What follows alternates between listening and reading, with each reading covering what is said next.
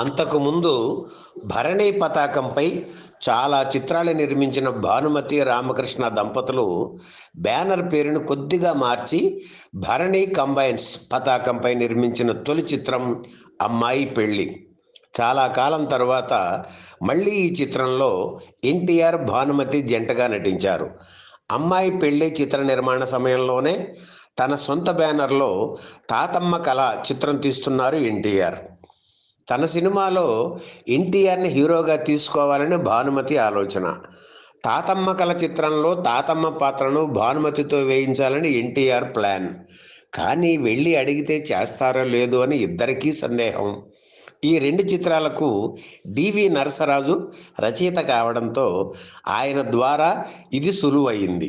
తన సినిమాలో నటించమని ఎన్టీఆర్ ఇంటికి వెళ్ళి అడిగారు భానుమతి. ఆయన వెంటనే అంగీకరించి తాతమ్మ కళ సినిమాలో తాతమ్మగా నటించమని కోరారు. ఎన్టీఆర్ భానుమతి పరస్పర అంగీకారంతో తాతమ్మ కళ అమ్మాయి పెళ్లి చిత్రాల షూటింగ్స్ మార్గం సుగమం అయింది. అయితే భానుమతికి పారితోషికం ఎంత ఇవ్వాలి అనే సందేహం ఎన్టీఆర్కు కలిగింది. ఆ విషయాన్ని కూడా నరసరాజుతో అడిగించారు ఎన్టీఆర్.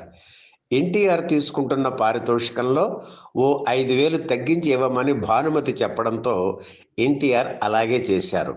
తను తీసుకుంటున్న పారితోషికానికి ఓ 5,000 కలిపి ఎన్టీఆర్కు పారితోషికంగా ఇచ్చారు భానుమతి. అమ్మాయి పెళ్లిలో ఎన్టీఆర్ భానుమతి కుమార్తెగా లత, ఆమె సరసన చంద్రమోహన్ నటించారు. 1974 మార్చి 5న విడుదలైన ఈ సినిమా పెద్దగా ఆడలేదు.